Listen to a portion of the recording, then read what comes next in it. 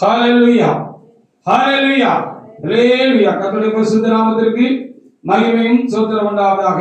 நல்லதொரு பரிசுத்த நாளை, பரிசுத்த ஆராதனை தேவனாய் கர்த்தர் தாமே எனக்கு உங்களுக்கு கூட கிருபையாக கூட்டி கொடுத்து, அது கிருபை என்பதை உணர்ந்து பார்த்து அவரை பணிந்து கொண்டு அவருக்கு ஒரு பரிசுத்த ஆராதனை செய்யும்படியாக ஆண்டவராகிய தேவன் தாமே அனுகிரகம் பாராட்டி இருக்கிறார் என்பதை நாம் அறிகிறோம்.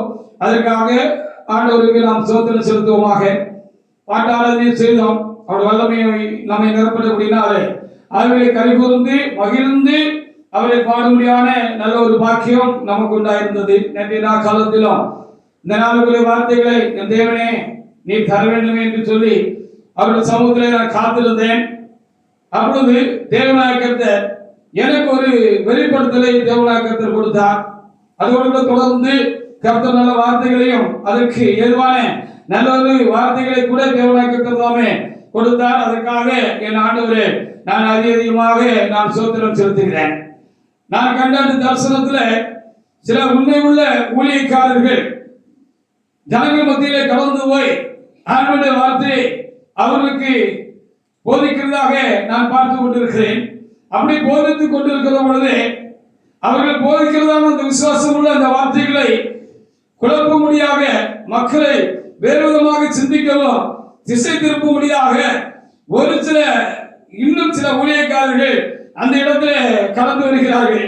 அவர்களே பார்க்கிற பொழுது அவர்களும் ரொம்ப வெள்ளை சுலைமாக தான் அவர்கள் கடந்து வந்திருக்கிறார்கள். அவர்கள் சிப்பா போட்டிருக்கிறார்கள். நல்ல தூய ஆடையாக அது காணப்படுகிறது.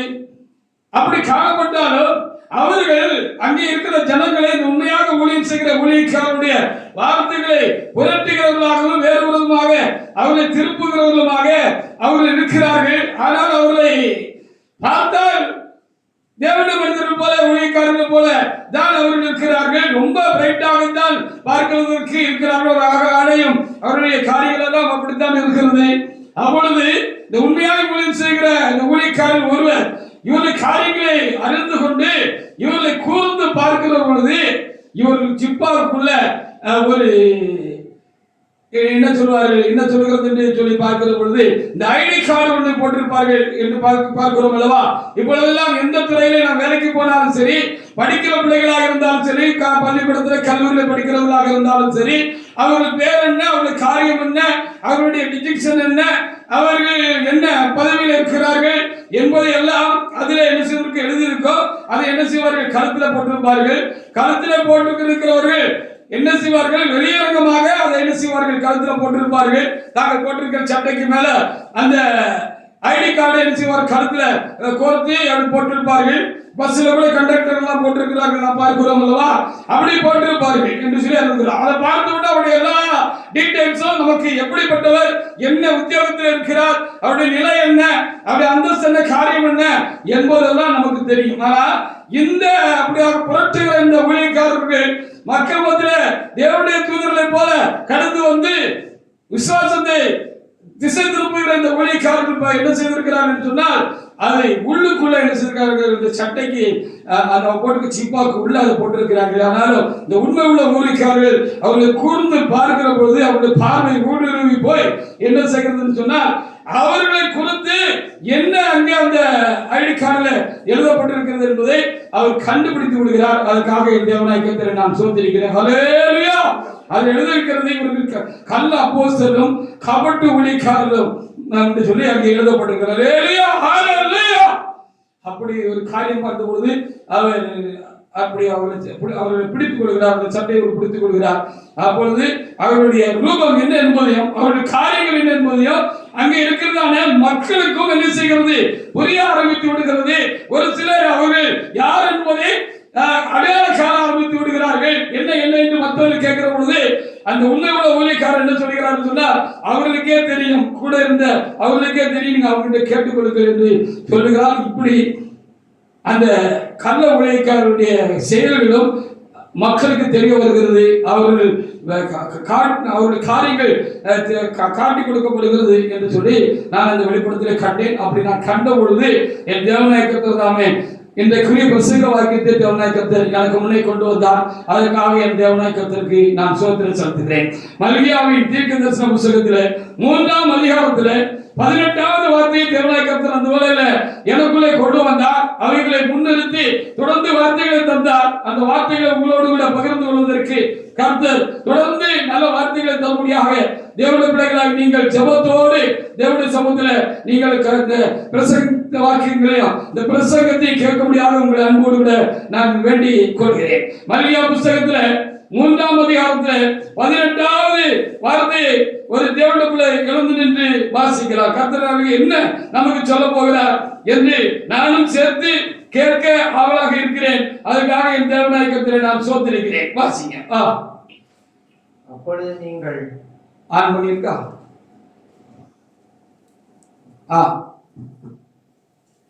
வாசிங்க. அப்பொழுது நீங்கள் நீதிமானுக்கும் துன்மார்க்கருக்கும் பக்கத்துல வச்சுக்கங்க. தேவனுக்கு ஊழியம் செய்கிறவனுக்கும் அவருக்கு ஊழியம் செய்யாதவனுக்கும்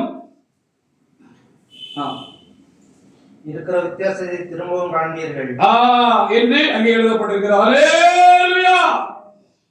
மல்கியா 3:18 அப்பொழுது நீங்கள் நீதிமானுக்கும் துன்மார்க்கனுக்கும் தேவனுக்கு ஊழியம் செய்கிறவனுக்கும் அவருக்கு ஊழியம் செய்யாதவனுக்கு இருக்கிற வித்தியாசத்தை திரும்பவும் காண்பீர்கள் என்று அந்த வார்த்தையை தேவனாய் கர்த்தர் எனக்கு சொன்னார். அதை உங்கள் மத்தியில் பகிர்ந்து கொள்ள கர்த்தர் நமக்கு தயவு செய்வாராக. எல்லா காலங்களிலும் பொய் தீர்க்கதரிசிகளும் கள்ள ஊழியக்காரர்களும் இருந்து கொண்டுதான் வந்திருக்கிறார் என்பதை நாம் அறிந்திருக்கிறோம். வேதம் அதை நமக்கு சரியாக சொல்லுகிறது. எல்லா காலங்களிலும் இப்படிப்பட்ட பொய் தீர்க்கதரிசிகளும் கள்ள ஊழியக்காரர்களும் இருந்து கொண்டுதான் இருக்கிறார்கள். இவர்களை கண்டுபிடிக்கிறது ரொம்ப கஷ்டம், ரொம்ப அரிது. இவர்கள் கள்ள ஊழியக்காரர்கள், கள்ள தீர்க்கதரிசிகள் இல்லது கள்ள அப்போஸ்தலர்கள் என்று இவர்களை கண்டுபிடிக்கிறது சராசரியாக இருக்கிறதான ஜனங்களுக்கு அது ரொம்ப ஒரு கஷ்டமான காரியம், ரொம்ப அரிதான காரியம் என்று நாம் பார்க்கிறோம். ஏன் இது ரொம்ப கண்டுபிடிக்கிறது ரொம்ப கஷ்டம், அரிது என்று சொல்லி பார்க்கிற பொழுது அந்த தரிசனத்திலே காணப்பட்டது போல இவர்கள் கள்ள அப்போஸ்தலர்கள், கவர்ச்சி ஊழியக்காரர்கள் என்று அவர்களை குறித்து அங்கே அந்த ஐடி கார்டில் எழுதப்பட்டிருந்தது போல இவர் கவனமானவர்கள்.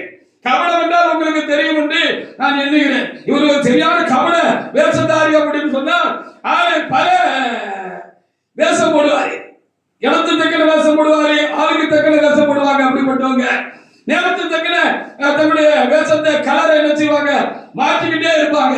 ஆனபடினாலே இவர்களோடு விட அருகாமையில் இருக்கிறவர்கள் கூட இவர்களை யார் எப்படிப்பட்டவர் உள்ளான நிலை என்ன என்பதை இவர்கள் காண முடியாது என்று சொல்லி நாம் அறிந்திருக்கிறோம். அப்படியே அந்த தரிசனத்தில் கண்டது போல அன்றைக்கு மாத்திரமல்ல இன்றைக்கும் இப்படிப்பட்டதான கள்ள அப்போஸ்தலர்களும் கபடு நிறைந்த ஊழியங்களை செய்கிறவர்கள் இருக்கிறார்கள். அவர்களுக்கு நீங்கள் எச்சரிக்கையா இருக்க வேண்டும் என்று சொல்லி ஆண்டவர் இன்றைக்கு நமக்கு ஆலோசனை தருகிறார் என்று எண்ணுகிறேன். அதற்காக நாம் தேவனாய் கர்த்தருக்கு நாம் ஸ்தோத்திரம் செலுத்துவோமாக. நல்லவர்கள் போல் தங்களை காட்டிக் கொள்வார்கள், ஆனால் அவர்கள் நல்லவர்களாக இருக்க மாட்டார்கள். ஹல்லேலூயா! அவர்கள் நல்லவர்கள் போல என்ன செய்வார்கள், தங்களை காட்டிக் கொள்வார்கள், ஆனால் நல்லவர்களாக இருக்க மாட்டார்கள். கண்டுபிடிக்கிறது கொஞ்சம் கஷ்டம்தான் என்று சொல்லி நாம் பார்க்கலாம். பாத்தீங்களா, அது உள்ள இருக்கு, வெளியில தெரியல. வெளியில பார்க்கிற பொழுது இந்த நல்ல உண்மையுள்ள அந்த ஊழியக்காரர்களை காட்டிலும் அவங்க பார்க்கறதுக்கு ரொம்ப பிரகாசமாக பிரைட்டாக அவங்க சட்டையெல்லாம் அப்படி என்ன செய்யறது, அவ்வளவு வெளிச்சமாக இருக்கிறது. ஆனா உள்ள மறைஞ்சு இருக்கிறது. அது அந்த உண்மை உள்ள ஊழியக்காரரை போல ஒருவேளை நம்மளும் உண்மை உள்ளவர்களாக இருப்போம் என்று சொன்னால், நாம் கருத்துள்ளவர்களாக இருப்போம் என்று சொன்னால் ஒருவேளை நாம் இனம் கட்டுக்கொள்ள முடியும், இல்லைன்னா கஷ்டம். அதனால அநேக பேர் சரியில்லாத ஊழியக்காரர்களுக்கு பின்னாலே, கள்ள ஊழியர்களுக்கு பின்னாலே போகிறது நடைமுறையான ஒரு காரியமாக இருக்கிறது. வாசிக்கலாம் 2 கொரிந்தியர் 11ஆம் அதிகாரத்துல 2-3 வசனங்களை கூட வாசித்து பார்க்கிறாங்க. பவுல் காலத்திலே அப்படி இருந்திருக்கிறாரு. பவுல் அடியார் ஆதி திருச்சபையில் ஊழியம் செய்த பொழுது அவர்களுடைய விசுவாசத்தை ஜனங்களிடத்திலே அவர்கள் ஊரின விசுவாசத்தை திருப்பும்படியாக, திசை திருப்பும்படியாக, மாற்றும்படியாக கள்ள ஊழியக்காரர்கள், கள்ள அப்போஸ்தலர்களும் அந்த ஆதி திருச்சபை நோக்கத்திலேயே என்ன செய்திருக்கிறார்கள், இருந்திருக்கிறார்கள். உங்களுக்கு ஜோலியே இதான். என்று சொல்லி நம்ம என்ன செய்யப்படுகிறது பார்க்க முடிகிறது. அது அங்கே அவர் சொல்லிய விதத்தை நாம் கவனிக்க வேண்டியது ரொம்ப அவசியமா இருக்கிறது. வாசிங்க 2 கொரிந்தியர் 11ஆம் அதிகாரத்துல 2-3 வசனங்களை தேவனுடைய வாசிக்கலாம். வாசிங்க. நான் உங்களை கற்புள்ள கன்னிகையாகிய கிறிஸ்து என்னும் ஆமா ஆமா புருஷனுக்கு ஒப்புக்கொடுக்க நியமித்தபடியா அவங்க ஒப்புக்கொடுக்க நியமித்தபடினாலே தேவ வைராக்கியமான வைராக்கியம் கொண்டிருக்கிறேன். நல்ல ஊழியக்காரர்கள் எப்படி இருப்பாங்க? எப்படியாவது ஜனங்களை என்ன செய்யணும்? அவங்க முக்கியமா என்னத்தை பார்ப்பாங்கன்னா அவங்க ஆத்மா தேரணும், கலம் சேரணும். அவங்களை எப்படியாவது தட்டி கொண்டு சரி பண்ணி அவங்களை தேவ சமூகத்துல நிலைநிறுத்தி அவங்களை பயபக்தி அடைய செய்து பரிசுத்தமாக செய்து தேவனுடைய அன்பிலே அவங்களை கிட்டிச்சரம் செய்து அதை இன்னும் அதிகமாக அவர்களுக்கு வெளிப்படுத்தி காண்பித்து அவர்களை நித்தமும் கர்த்தருக்குள் வளர்த்து கொண்டே இருப்பார்கள்.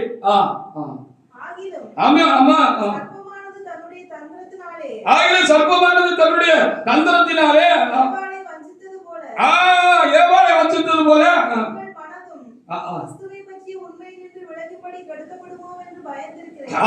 அப்ப இந்த கபட்டு ஊழியக்காரங்க, இந்த கள்ள ஊழியக்காரங்க வேலை என்னன்னா மக்களை விசுவாசத்தில் இருந்து திருப்பதுதான் இவங்களுடைய வேலையாக இருக்கிறது.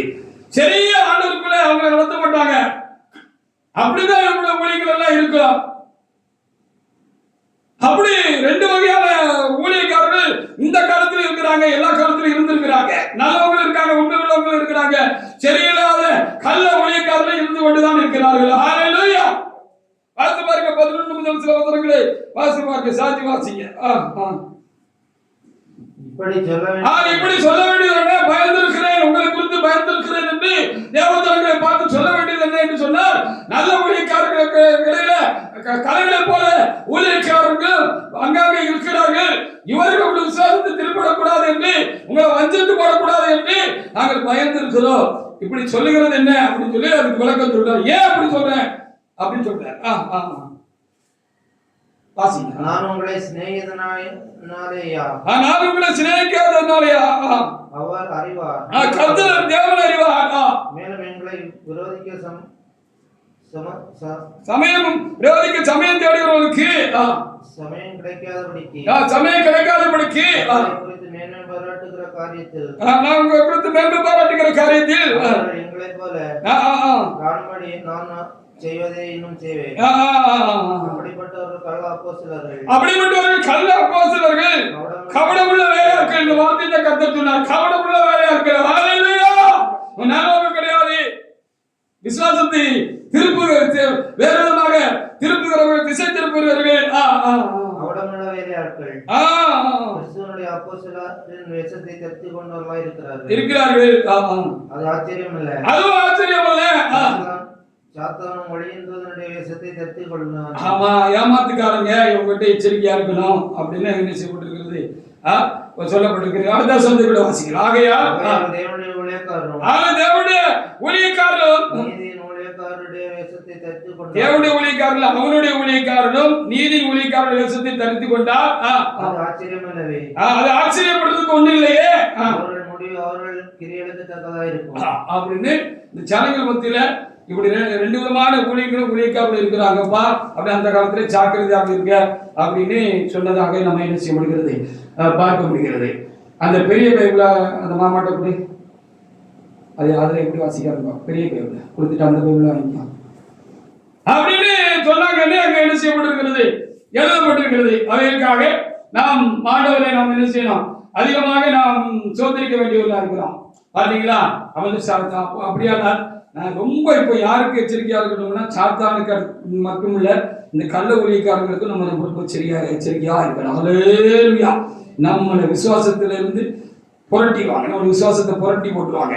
சரியான வழியில போகக்கூடாதபடிக்கு நம்ம தப்பான காரியத்துல நம்ம என்ன செய்வாங்க, திடப்படுத்துறதுதான் அவங்க வேலை. அது ரொம்ப கவனா இருப்பாங்க. அவங்க சொல்றதை பார்த்தா சரிங்கிற மாதிரி இருக்கும். நம்ம தெளிவாக நம்ம என்ன செய்யணுமா, காத்து கொள்ளணும் அப்படின்னு சொல்லியிருக்கிறது. ஆண்டவர் கூட தன்னுடைய காலங்களில், ஊழிய காலங்களில் அதை குறித்து சொல்லிட்டு தான் போயிருக்கிறார். மத்திய 7ஆம் அதிகாரத்துல 15வது வசனத்தை ஒரு தேவனுடைய பிள்ளை எடுத்து வாசிக்கலாம். மத்திய 7:15 ஒரு தேவனுடைய பிள்ளை எடுத்து வாசிக்கலாம். ஆண்டவர் சொல்லிட்டு போயிருக்கிறார், எச்சரிக்கையா இருந்துக்காங்க. இப்படிப்பட்ட ஊழியக்காரர்களுக்கு எச்சரிக்கையாக என்ன செய்யுங்க, இருந்துக்கோங்க அப்படின்னு சொல்லிட்டு போயிருக்கிறாங்க. அதுக்காக நாம் தேவனை நாம் சோத்திருப்போம். மத்தேயு 7ஆம் அதிகாரத்துல 15வது வசனத்தை எடுத்து வாசிக்கலாம். வாசிங்க. கள்ள தீர்க்கதரிசிக்கு எச்சரிக்கையா இருங்கள். கள்ள தீர்க்கதரிசிகளுக்கு எச்சரிக்கையா இருங்கள். அவர்கள் ஆட்டுத்தோலை பொருத்திக் கொண்டு உங்களிடத்தில் வருவார்கள். உங்களிடத்தில் வருவார்கள். உள்ளத்தில் அவர்கள் பட்சிக்கிற ஓநாய்கள்.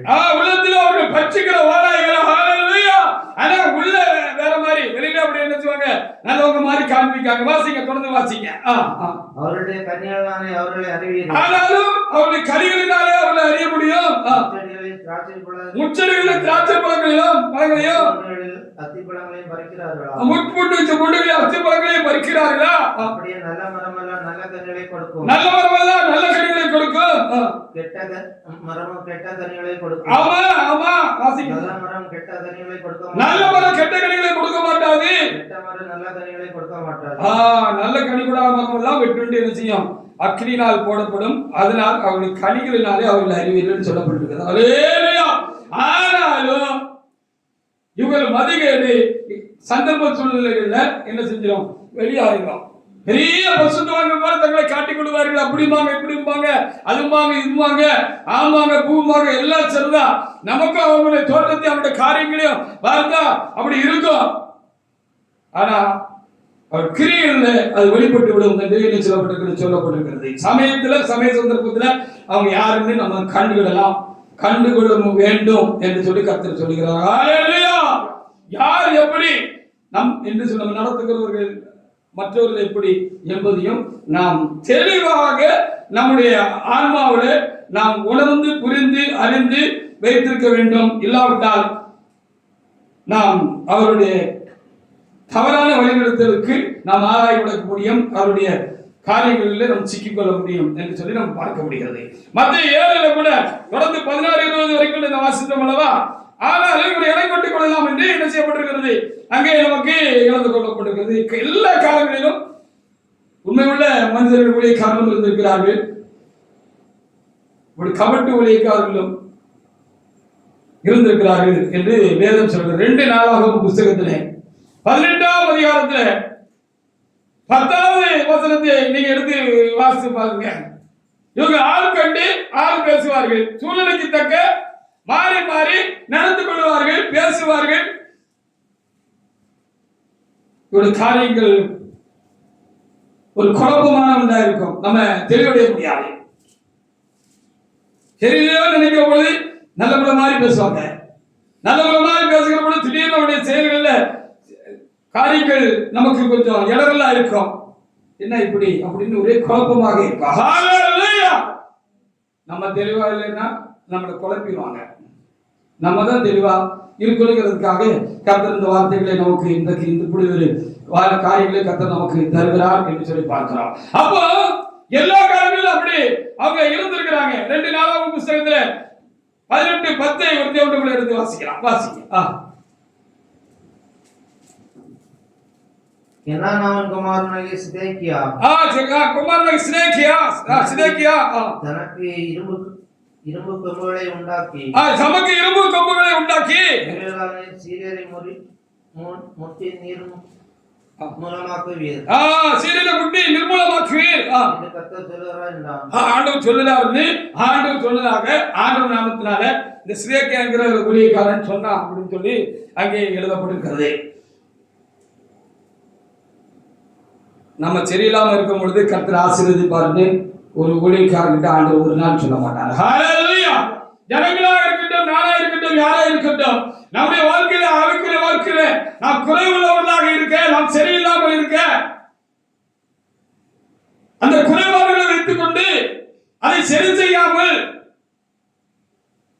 ஆண்டவர் உங்களை ஆசீர்வதிப்பாரு அப்படின்னு சொன்னா அவன் கள்ள ஊழியக்காரன் அர்த்தம். ஹalleluya. கள்ள ஊழியக்காரங்க கபடா, இதான் கபடா சொல்றது அர்த்தம். இங்கே ஆகாப் ஒரு ஊழியக்காரன் தான். அவன் தன்னுடைய மனைவியாக எசபேல் பேச்சை கேட்டு ரொம்ப கீழானவனாக இருந்தான். ஆண்டவரை விட்டு விக்கிரவாதனை செய்கிறவனாக இருந்தான். ஆண்டவர் எவ்வளவோ அவனுக்கு தயவு பாராட்டி இருந்தார். ஆனாலும் அவன்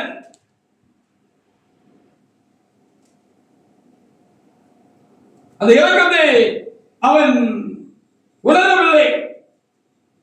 இப்போ அவன் எதிரி ராஜாவோடு கூட அவன் யுத்தம் பண்ணுகிறதுக்கு, அந்த சீரிய ராஜாவோட யுத்தம் பண்றதுக்கு அவன் ஆயத்தம் பண்ண பொழுது நிறைய அவங்க கட்டளை ஊழியக்காரன் சொல்லுகிற நிறைய பேரை கொண்டு வந்தாங்க. அதுல இந்த ஆளும் ஒரு முக்கியமான ஆளு அப்படின்னு சொல்லி பார்க்கிறோம். இந்த சிலைக்கார ஊழியக்காரன், இந்த தீர்க்கதரிசியும் ஒரு ஆளுன்னு சொல்லி பார்க்கிறோம். இவங்க எல்லாம் என்ன சொன்னாங்கன்னா, ராஜாவை பிரியப்படுத்தணும் அப்படிங்கிறதுக்காக அவருடைய குற்றத்தை சுட்டி காட்டாதபடிக்கு, ராஜாவே நீர் தேவனை விட்டுவிட்டு, தேவனுடைய வழியை விட்டுவிட்டு தூரமானவராக இருக்கிறீர், நீர் விக்கிராராதனை செய்கிறீர், பலவிதமான கொலைகளை செய்திருக்கிறீர், அநியாய மக்களை செய்திருக்கிறீர், உங்களுடைய மனைவியாக பொல்லாத ஸ்திரீயுடைய பேச்சை கேட்டு நீ ரொம்ப கேவலமாக இருந்திருக்கிறீர், நீர் இப்படி போய் அந்த யுத்தத்துக்கு போறது ஆண்டவரே உண்மை விளைச்ச காக்கும் அப்படின்னு சொல்லாம துணிகரமா ஆண்டவருடைய நாமத்தினால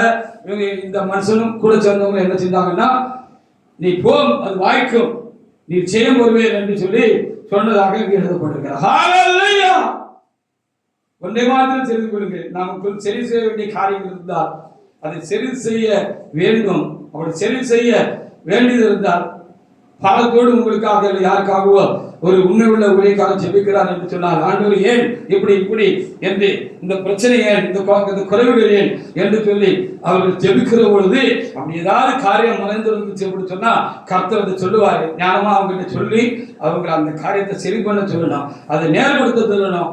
அதுதான் உண்மையான ஊழியக்காரருடைய வேலையா இருக்குது. இப்ப கள்ள ஊழியக்காரங்க என்ன செய்வாங்க சொன்னா நம்ம மேல வருத்தப்படுவாங்க, அப்படிலாம் நம்மளை விட்டுட்டு போயிடுவாங்க அப்படிங்கிறதுக்காக அதை அவங்க பாவத்திலே அவங்களை தடப்படுத்திடுவாங்க. அவங்க இருக்கிற காரியத்தில் அவங்களை தடப்படுத்தின மாதிரி காரியங்கள் செய்வாங்க. எப்படிப்பட்ட ஊழியக்காரர்கள் அன்றைக்கு இருந்திருக்கிறார்கள். விளங்கிட்டீங்களா? கண்டுக்கவே மாட்டாங்க. நீங்க எப்படி இருந்தாலும் பரவாயில்ல, வாங்க போங்க இருங்க, அவ்வளவுதான், முடிஞ்சு போச்சு. ஆமா, அப்படி தேவனுடைய பிள்ளைகளே, அந்த கண்ட வெளிப்படுத்தல 2 தரமான ஊழியர்கள் இருக்கிறார்கள் என்று நான் கண்டுகொண்டேன். அப்படி இன்றைக்கு 2 தரமான ஊழியர்கள் கண்டிப்பாக இருக்கிறார்கள். அதே 18ஆம் அதிகாரத்துல 11, 12 வசனங்களை கூட நீங்க வாசித்து பார்த்துங்க. அங்கே இவருக்கு மத்தியில அங்கே ஒரு உண்மை உள்ள மனிதர் ஊழியக்காரர் இருந்தார் என்று சொல்லப்பட்டிருக்கிறது. அவரை எல்லாரும் ராஜாவுக்கு ஆதரவாக சொல்ல அவரை அழைத்துக் கொண்டு வார்கள் என்று சொல்லி அங்க ராஜ சமூகத்தில் ஆள் சொல்லி அனுப்பப்பட்டார்கள் என்று சொல்லப்பட்டிருக்கிறது. அந்த ஊழியக்காரர் பேரு மிகாயா என்று அங்கே எழுதப்பட்டிருக்கிறது. போல ஆள் கூப்பிட போன ஆளு என்ன சொன்னாருக்கிறதையோ அதுக்கு இவர் என்ன பதில் சொன்னாருக்கிறதையோ அங்கே எழுதி இருக்கிறது. அதுக்காக நாம் ஆண்டவரை நாம் சோதரிப்போமாக. உண்மை உள்ள ஊழியக்காரர்கள் எப்பொழுதும் உண்மையே பேசுவார்கள், கர்த்தர் சொன்னதை தான் சொல்லுவார்கள். ஆமா, யாருக்கும் பயப்பட மாட்டார்கள் என்பதுதான் நம்ம இங்கே அறிய வேண்டியதாக. உண்மையுள்ள ஊழியக்காரங்க எப்படி இருப்பாங்க, உண்மைதான் அவங்க கள்ள ஊழியக்காரங்க எப்படி இருப்பாங்க அப்படிங்கிறது தேவனுடைய பிள்ளைகளை நமக்கு தெளிவாக விலக்கி வைத்திருக்க வேண்டியது ரொம்ப அவசியமா இருக்கிறது போல இருக்கிறது இந்த காலங்களிலே. வாசிக்க பாப்பா.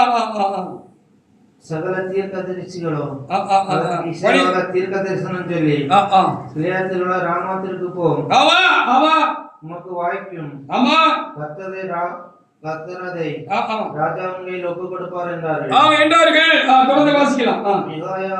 சரி, அந்த ஆளை கூட்டிட்டு வாயா, இவன் எப்பவும் நமக்கு உலகமாக சொல்கிறவன், நீ சரியில்லைன்னா உனக்கு உலகமாகத்தான் ஊழியக்காரன் சொல்லுவாரு. கர்த்தரை விட்டு அப்படிதான் சொல்லுவாரு. அவன் சரியில்லை அப்படின்னு சொல்லுவாரு. சரியில்லை, சரி பண்ணு தான் சொல்லுவாரு. வேற எதுக்காகவும் ஊழியம் செய்ய மாட்டார்கள், ஆலயத்துக்காக ஊழியம் செய்ய மாட்டார்கள். அழைக்க போன ஆளன் அவனுடனே பேசி ராஜாவுக்கு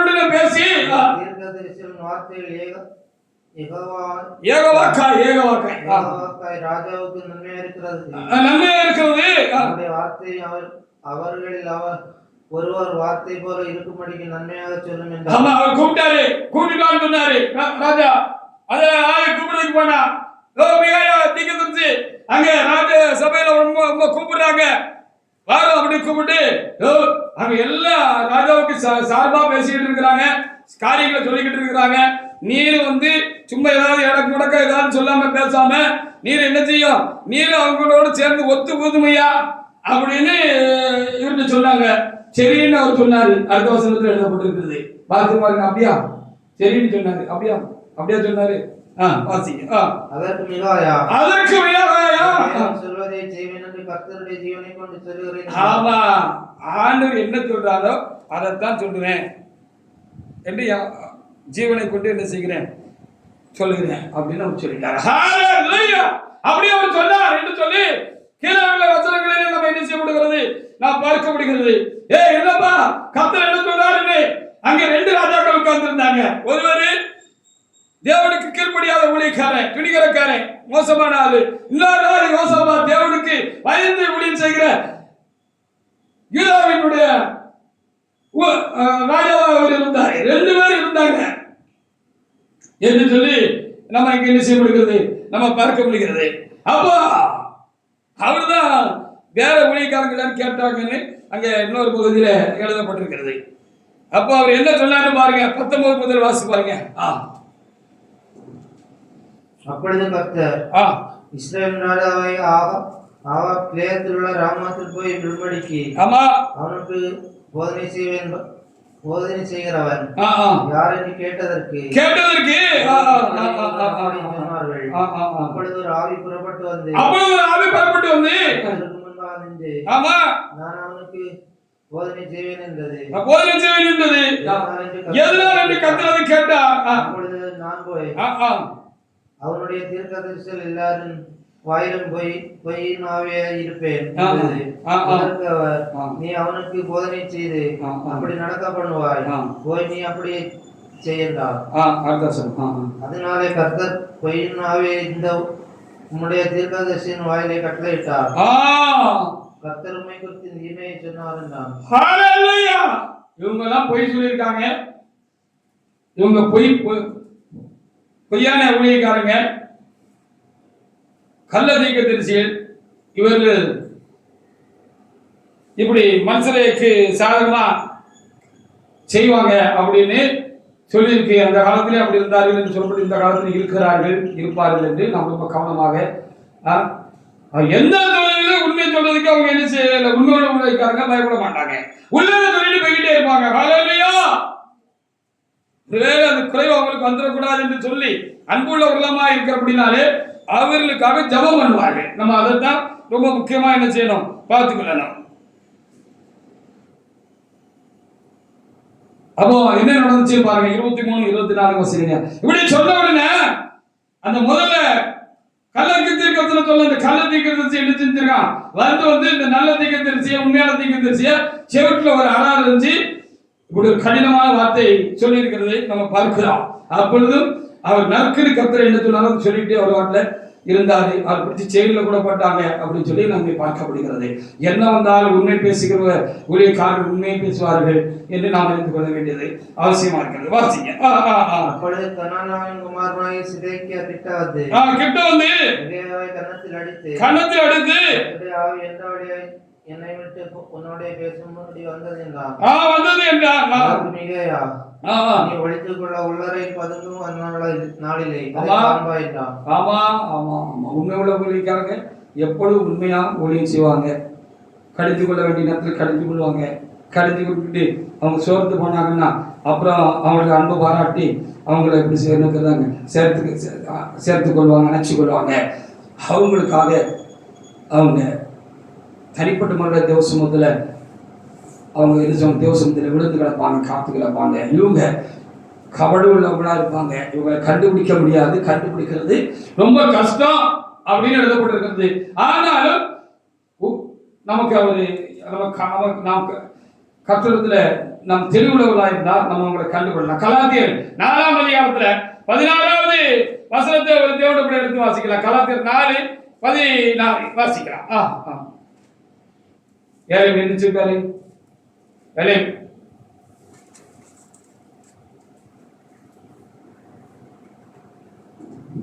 நான் உங்களுக்கு சத்தியத்தை சொன்னனாலே உங்களுக்கு சத்ருவானேனோ.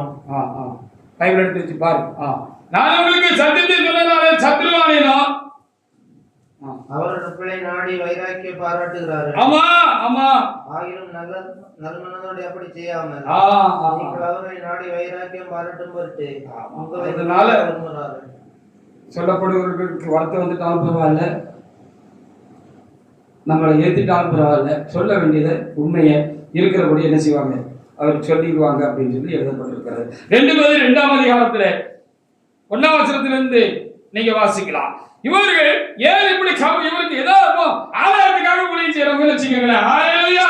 ஏதோ ஒரு ஆலயத்துக்காக இவங்க ஊழியம் செய்வாங்க. 2 பேர் 2ஆம் அதிகாரத்துல 1 முதல் 2, 3 வசனங்களை வாசிக்கலாம். இவர்கள் பொருளாசைக்காரர்களாகவும் புகழ் விரும்பிகளாக இருப்பார்கள். புகழுக்காக, பேருக்காக, பொருளுக்காக, ஏதாவது ஒரு ஆதாயத்துக்காக இவங்க அப்படி இருக்கிறாங்க. அவங்களை கண்டுபிடிக்கிறது கஷ்டம். ஆனால் கண்டுபிடிக்கணும். நம்ம தெளிவா இருக்கணும்.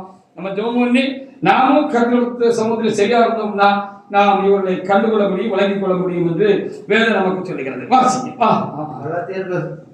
ஜனங்களுக்குள்ளே இருந்தார்கள். அன்றைக்கு இருந்தார்கள் என்று அன்றைக்கு பேதுரு சொன்னார், இன்றைக்கு இருப்பார்கள் என்று ஆண்டவர் சொல்லுகிறார். நம்ம தான் கவனமா இருக்கணும். வாசிங்க.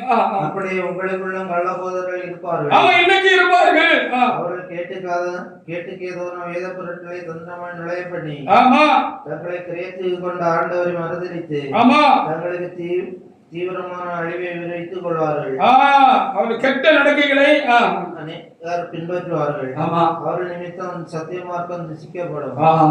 ஒரு நாள் நான் கடந்த காலங்களில் நான் பேசிக்கிட்டு இருந்தேன். அப்படி நான் பேசிக்கிட்டு இருக்கிற பொழுது ஒருவரை குறித்து சில காரியங்கள் ஏதோ அந்த இடத்துல பேச வேண்டிய காரியங்கள் வந்துச்சு. ஹல்லேலூயா. அவர் வந்த பொழுது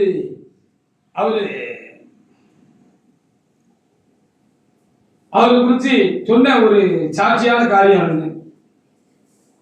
அதாவது பொதுவா உள்ளொன்று வைத்து பலகொண்டு பேசுகிறவர்கள்,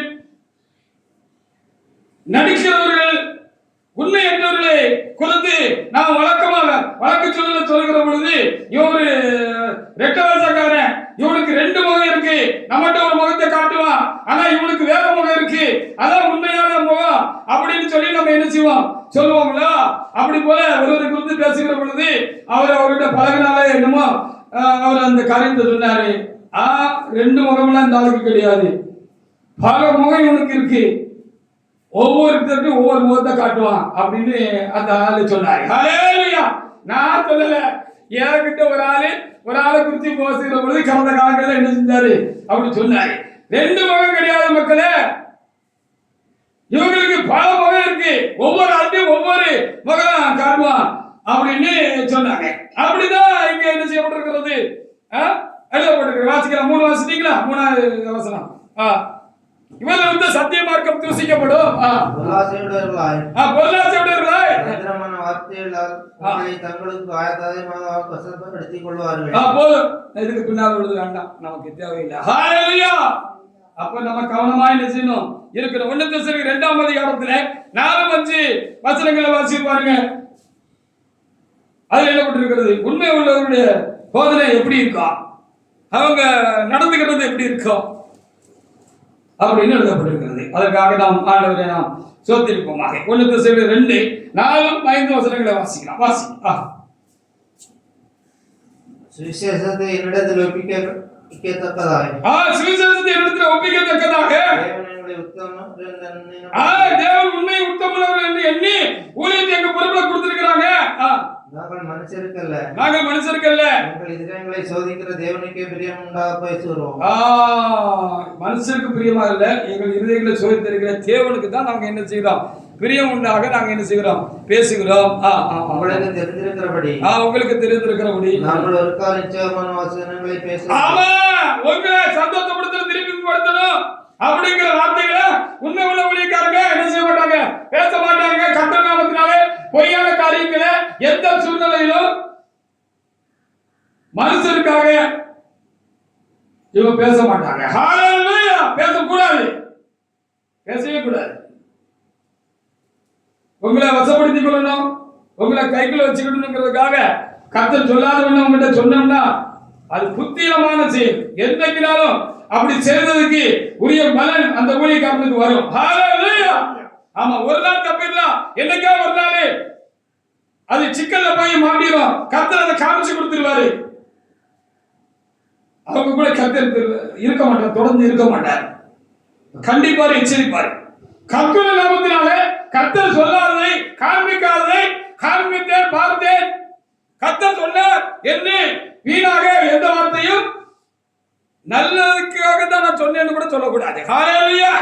நல்லது எது கெட்டது எது, உங்களுக்கு எது நல்லது கெட்டதுங்கிறது இறைவனுக்கு தெரியும். சொன்னா சொல்லணும், கர்த்தர் சொன்னா சொல்லணும், இல்லைன்னா ஜெபிக்கிறேன்னு சொல்லிட்டு தொடர்ந்து ஜெபிக்கணும். ஹல்லேலூயா.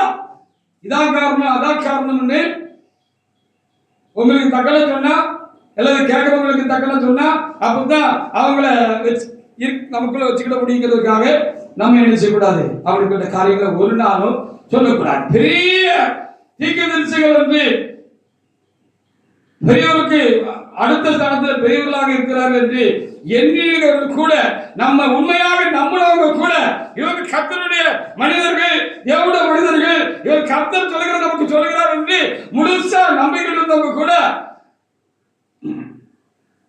இவங்க சூழ்நிலைக்கு தக்கன சொல்லுவாங்கிறத நானும் சில வேலைகளில் நான் அறிய முடியாத கர்த்தர் செய்திருக்கிறார். நம்ம எல்லாருமே எல்லா காரியத்தையும் ஊழியக்காரர்கிட்ட நம்ம பகிர்ந்து விடுவாங்க இல்லையா?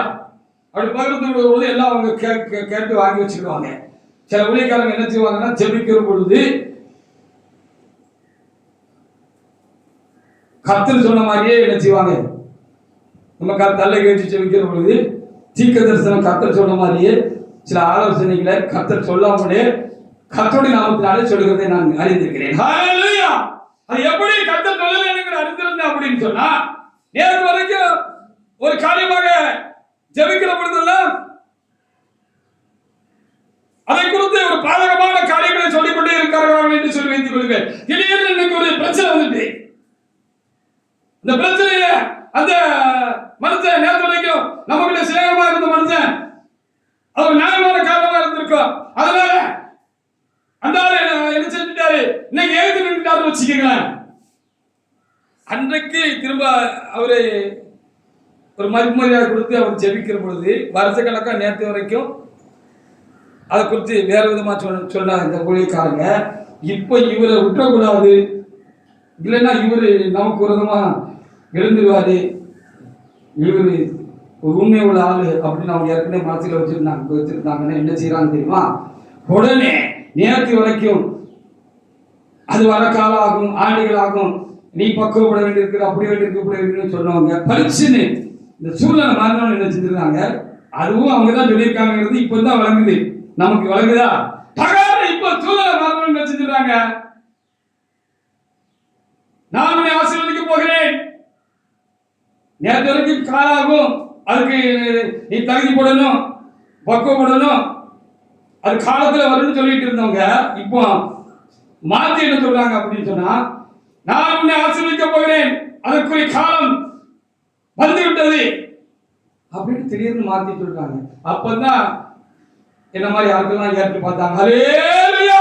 என்னடா நேற்று வரைக்கும் இவங்களை நம்பி இருந்தாங்க, கர்த்தருடைய நாமத்தினாலே எல்லாவற்றையும் நமக்கு சொல்லுகிறார் என்று நம்பி இருந்தோம், கர்த்தர் தான் சொல்லுகிறார் என்று நம்பி இருந்தோம், சரி நம்ம பக்குவப்பட வேண்டியிருக்கலாம், இல்லது நாம் என்ன தகுதிப்பட வேண்டியிருக்கலாம், இல்லது கர்த்தர் தான் சொல்லுகிறார், ஐயா சொல்ல கர்த்தர் தான் சொல்கிறாரு, அதனால சரி எல்லா நன்மைக்கு தான் காலம் வரும் அப்படின்னு சொல்லுவாங்க. எல்லாம் நல்லதுக்காகவே நடக்கிறது, காலதாமதத்தை குறித்து நீ சங்கடப்படாதே, அது எல்லாம் உடனே நன்மைக்காக நடக்கிறது அப்படி இப்படிலாம் சொல்றாங்க நினைச்சுக்கிட்டு இருந்தோம். இன்னைக்கு ஒரு பிரச்சனையே வந்த உடனே டக்குன்னு சொல்லிட்டாங்க, நேரத்து வரைக்கும் இன்னும் நாளாகும், ரொம்ப தூரம் இருக்குன்னு சொன்னாங்க, இன்னும் ஒரு சில வருடங்களுக்கு காலம் இருக்கிற மாதிரி ஏதோ ஒரு காரியத்தை வச்சுக்கங்களேன், உங்களுக்கு வளர்க்கறதுக்காக முட்டை கட்டியா சொல்றேன் அப்படின்னு சொன்னவங்க மறுநாள் என்ன செஞ்சுட்டாங்க, நேற்று இப்படி சொன்னீங்க காலை கூடி வந்துட்டு உன்னை நான் ஆசீர்வதிக்க போறேன் அப்படி சொன்னாதான் இந்த ஆள் என்ன செய்வாரு, இனி நியாயம் பேச மாட்டாரு, நீதி பேச மாட்டாரு, கப்பு சிப்புன்னு அடங்கிடுவாருன்னு நினைச்சாங்க. உண்மை உள்ள வழிகாரங்க அப்படிலாம் அடங்க மாட்டாங்க. நேற்று வரைக்கும் உங்களிடத்துல அன்பு பாராட்டினது, உங்களிடத்துல உங்களை கனம் பண்ணது, உங்களை சார்ந்து பணிந்து கொண்டது, உங்களுக்கு காலடியில் உட்கார்ந்து இருந்தது, நீங்க கொட்டினாலும் நீதிமான் தயவாய் கொட்டட்டும், அது என் தலைக்கு எண்ணெய போல இருக்கும் என்று சொல்லி அந்த கொட்டை வாங்கிக்கிட்டது எல்லாம் எதுக்காக சொன்னா, நீங்களும் ஒரு உண்மை உள்ள ஊழியக்காரங்கன்னு நம்பிதான். அவங்களுக்கு அறியலாம், அவர் அறியலாம் சொன்ன மாதிரி மாட்டிக்கிட்டா ஏசப்பா சொன்ன மாதிரி. அதனால ரொம்ப நாளைக்கு வண்டி ஓட்ட முடியாது யாரா இருந்தாலும், பொய்யான ஊழியக்காரங்க. உங்களுக்கும் தெரிஞ்சிடும், எனக்கும் தெரிஞ்சிடும். அப்படி நடந்துச்சு. உண்மை ஊழியக்காரங்க ஒரு நாள் அப்படி நிச்சய மாட்டாங்க, சொல்ல மாட்டாங்க. நல்லதுக்காக கூட சொல்ல மாட்டாங்க. நல்லதுக்காகவும் கர்த்தர் சொல்லாது எப்படி சொல்லலாம்? கர்த்தர் சொல்லாருன்னு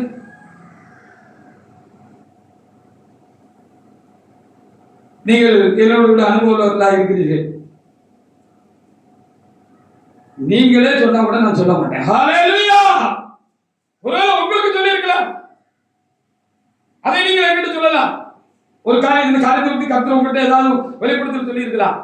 ஐயா இப்படி இப்படி காரியங்களா இருக்கியா, அதனால சம்பந்தப்பட்ட இந்த ஆள்கிட்ட கர்த்தர் சொன்னாருன்னு சொல்லுங்கன்னு சொன்னா, கர்த்தர் உங்களுக்கு சொல்லி இருக்கலாம், எனக்கு சொல்லலையா? ஹல்லேலூயா! கர்த்தர் எனக்கு சொல்லாம உங்க சரக்கு வாங்கி என் சொந்த சரக்கு மாதிரி அவுத்து விட்டுற கூடாது. அதுவும் தப்பு. ரொம்ப தெளிவா இருங்க. உண்மையுள்ள ஊழியக்காரங்க எப்படி இருப்பாங்க நம்ம தெளிவா வச்சுக்கோங்க. அப்படியா சகோதரனே, அப்படியா சகோதரியே, அப்படியா தேவண்ட பிள்ளையே அப்படின்னு சொல்லி சரி சரி சரி நான் எப்படி பேசணுமோ அப்படி பேசிக்கிறேன் அப்படின்னு தான் சொல்லுவாங்க ஒழிய, உங்க சரக்கு சொந்த சரக்கா மாத்தி சொல்ல ஒரு நாள் ஊழியக்காரர் சொல்ல மாட்டாங்க. ஹல்லேலூயா! அப்படின்னா என்ன சொல்லுவாங்க, இந்த சகோதரன் சகோதரி இப்படி ஒரு இந்த உங்க காரியமா இப்படி ஒன்று சொன்னாங்க, நீங்களும் ஜெபிச்சுக்கோங்க, நானும் ஜெபிச்சுக்கிறேன்னு நானும் சொல்லலாம் இல்லையா? அதை சொல்லுங்கன்னு சொன்னாலும் நம்ம சொல்லக்கூடாது. ஹல்லேலூயா! கர்த்தர் சொன்னால் சொல்ல வேண்டும், சொல்லாவிட்டால் அது வரைக்கும் பொறுமையா இருந்து நம்ம என்ன செய்யணும், எந்த ஒரு காரியத்திலும் உண்மை உள்ள ஊழியக்காரர் என்ன செய்வார்கள், ஜெபம் பண்ணி கொண்டிருப்பார்கள். அதுதான் உண்மையான ஊழியக்காரருடைய நிலை. அப்படிதான் இருக்கிறது என்று உங்களுக்கும் தெரியும். ஹல்லேலூயா! நீங்க ஒரு காரியமாக நீங்கள் இடத்துல தொடர்ந்து எதிர்பார்ப்போடு கூட இருந்திருந்தாலும், நீங்கள் எதிர்பார்த்த நேரத்தில் நீங்க எதிர்பார்க்கிற விரும்புகிறதுக்காக நான் ஒரு காரியத்தை நான் உங்களுக்கு சொன்னது கிடையாது. ஆனா என்கிட்ட கர்த்தர் சொல்லிட்டாருன்னா, கர்த்தர் சொல்லாம உங்ககிட்ட சொல்லிடுவேன். சொல்லியிருக்கேன் தானே? ஹல்லேலூயா! கர்த்தர் சொன்னா அது திட்டமா கர்த்தர் சொன்னதாக நான் உணர்ந்தேன் என்று சொன்னால், எஸ் ஆண்டவருடைய நாமத்தினால் எனக்கு சொல்லப்படுவது வந்து என் ஆவியிலே நான் திட்டமாக அறிந்தேன் என்றால் சொல்லலாம். உண்மை உள்ள ஊழியக்காரங்க எப்படி இருப்பாங்க, கள்ள ஊழியக்காரங்க எப்படி இருப்பாங்க, ரொம்ப கவனமா இருந்துக்கணும். ஹல்லேலூயா! நல்ல ஊழியக்காரங்க ஒரு நாளும் ஜனங்களை பயமுறுத்த மாட்டாங்க, மிரட்ட மாட்டாங்க. பூச்சாண்டி வாராம், பூச்சாண்டி வாராம்,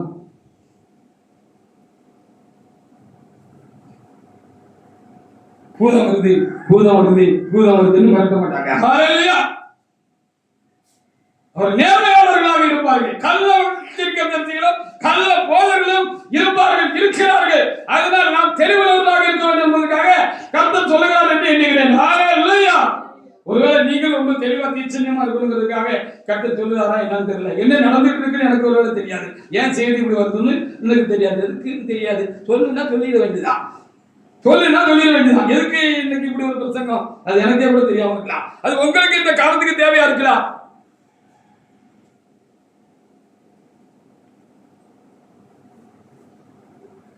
அப்ப உண்மை உலகம் எப்படி இருப்பாங்கன்னு கொஞ்சம் பார்ப்போம். 2 கொரிந்தியர் 2:17 கர்த்தர் சொன்னபடி பேசுவார்கள், சொல்லதை பேசுவார்கள்.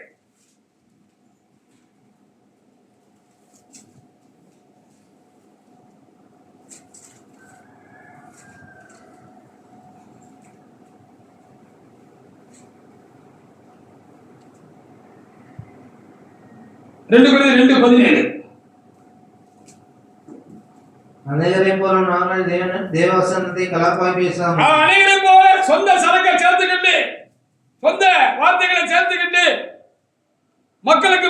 மக்களுக்கு நல்ல ருசியா சுவையா இருக்கிறதுக்காக சேர்க்கக்கூடாது, ஆகாரங்களை சேர்க்கக்கூடாது, சுவைகளையும் வாசனைகளையும் சேர்க்கிறது போல அப்பதான் விருப்பமா நம்ம பிரசங்கத்தை காப்பாங்க அப்படிங்கிறதுக்காக சில காரியங்களை, சுவையுள்ள காரியங்கள், ஆகாரங்கள், சுவைக்காக சில காரியங்களை ஆகாரங்களை சேர்ப்பாங்க. பார்த்துருக்கீங்களா?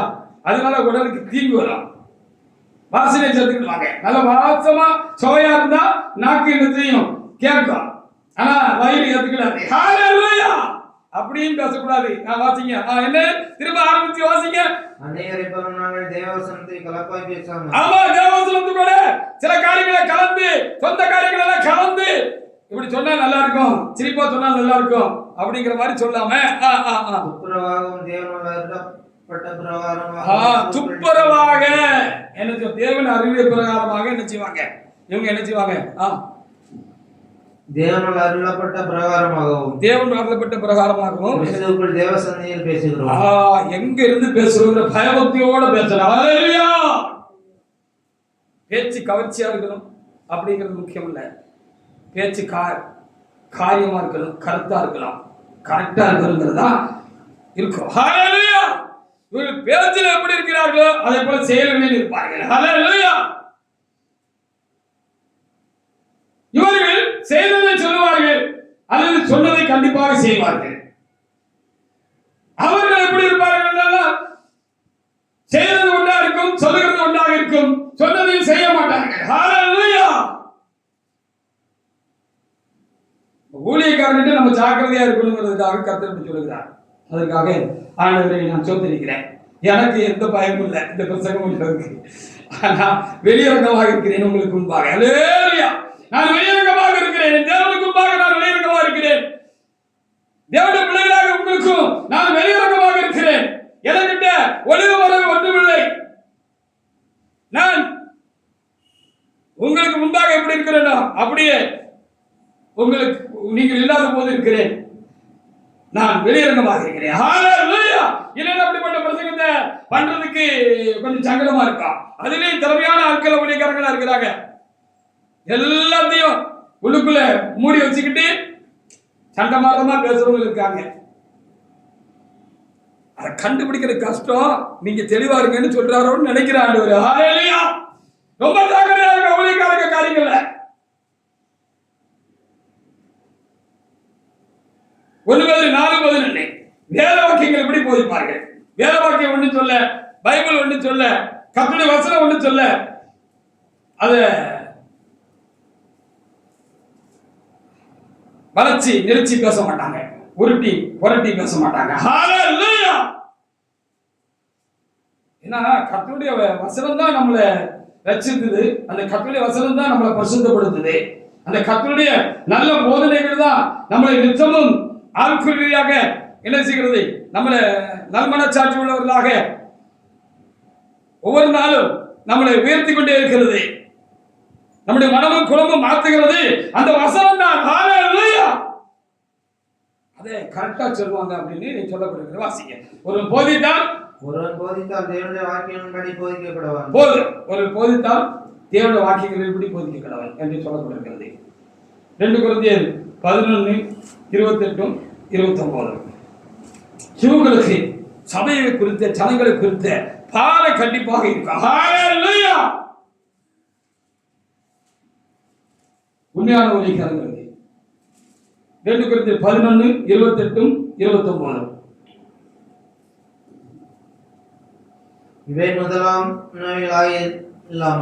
இவைகள் முதலான இல்லாமல் எல்லா சபைகளை குறித்து உண்டாயிருக்கிற கவலை என்னை நாள்தோறும் இருக்கிறது. ஜனங்கள் மேல, சபை மேல, ஊழியர்கள் மேல உங்களுக்கு ஒரு பாரம் இருக்கும். ஹல்லேலூயா. ரொம்ப கனிவோடு இவங்க தேவசமத்துல காணப்படுவாங்க. பிலிப்பியர் 3:18 18வது வசனத்தை ஒரு தேவனுடைய எடுத்து வாசிக்கலாம். அப்போ நல்ல ஊழியக்காரங்க இப்படி இருப்பாங்க. மற்ற ஊழியக்காரங்க எப்படி இருப்பாங்க? கள்ள ஊழியக்காரங்க, கபட்டு ஊழியக்காரங்க, கள்ள அப்போஸ்தலர்கள், கள்ள தீர்க்கதரிசிகள், கள்ள போதகர்கள் எப்படி இருப்பாங்க? நமக்குள்ளும் இருக்கிறார்கள் அப்படிங்கிறத கண்டுபிடிக்கிறது கஷ்டமா இருந்தாலும் கண்டுபிடிக்கணுங்கிறது தான் கர்த்தருடைய சித்தமாக இருக்கிறது. வாசிங்க. ஏனெனில் அநேகர் வேறு விதமாக நடக்கிறார்கள். அவர்கள் வேறு விதமாக நடக்கிறார்கள். அவர்கள் கிறிஸ்துவின் சிலுவைக்கு பயங்கர என்று உங்களுக்கு அநேக தரம் சொன்னேன். அவர் கிறிஸ்துவின் சிலுவைக்கு பயங்கர என்று அநேக தரம் சொன்னேன். அப்பொழுது கண்ணீரோடும் சொல்லுகிறேன். அவருடைய முடிவு அழிவு, அவருடைய தேவன் வயிறு, அவருடைய மகிமை, அவருடைய லட்சிய, அவர்கள் துணிக்கெடுத்தவர்களை சந்திக்கிறார்கள். இப்படி சங்கடப்படுவாங்க. அந்த ஜனங்க கையில சிக்கி கொள்ளக்கூடாதுன்னு அவங்க போதிப்பாங்க. தனிப்பட்ட முறையில் ஜெபிப்பாங்க. ஒரு நாள் அவங்களை குறித்த சிந்தனை அவங்களுக்குள்ள எப்பவும் இருந்துகிட்டே இருக்கும். நடந்தாலும் நின்றாலும் அவருடைய யோசனை சிந்தனையும் அந்த ஆத்மாக்களை குறித்தே இருக்கும்.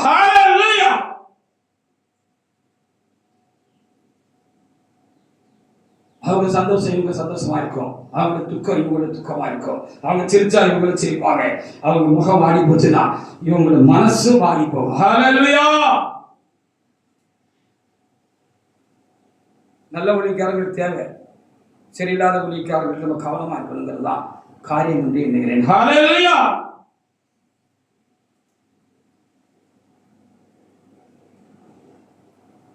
ரொம்ப ஜனங்களை நிச்சயமாக நேசிப்பார்கள் என்று சொல்லப்பட்டிருக்கிறது. எப்படி கண்டுகொள்கிறது? யார் கண்டுகொள்வார்கள்? யார் ஏமாந்து போவாங்க?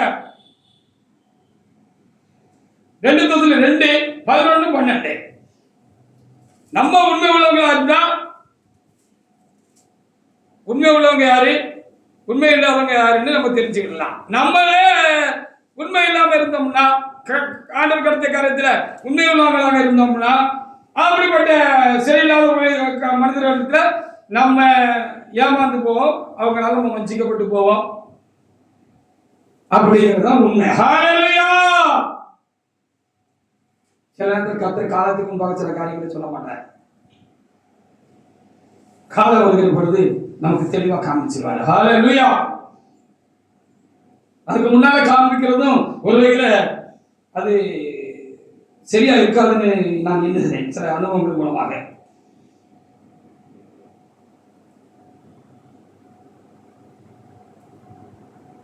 அப்படி காலத்துக்கு முன்பா நம்ம அப்படிப்பட்டவங்களை அறிகிறது கர்த்தரையே விடுகிறது இல்லைன்னு சொன்னா, நாம் மனிதர்களையும் ஊழியக்காரர்களையும் நாம் அறிகிறது காட்டிலும், அனுபவத்தினாலோ ஆவியிலோ அறிகிறது காட்டிலும், ஒரு தேவனுடைய மனுஷனோ ஒரு தேவனுடைய பிள்ளையோ தம்முடைய தேவனை குறித்து, தேவ காரியங்களை குறித்து, தேவனுடைய வழிநடத்தல்களை குறித்து, அவருடைய தேவ சித்தம் திட்டம் என்ன என்பதை குறித்து, ஒவ்வொரு காரியத்திலும் அவருடைய காரியம் என்ன என்பதை குறித்தும் முதலாவது நம்மளை கூட கொஞ்சம் அதிகமா நமக்கு விளங்க முடியாத கர்த்தர் நமக்குள்ள ஆவியில நமக்கு ஒரு நிச்சயத்தை கொடுத்துட்டு தான் சில நேரத்தில் சில காரியங்களை நமக்கு விளங்க செய்வாரு. அப்படி செஞ்சா தான் நல்லது. அப்படி இல்லைன்னா என்ன ஆயிடும்?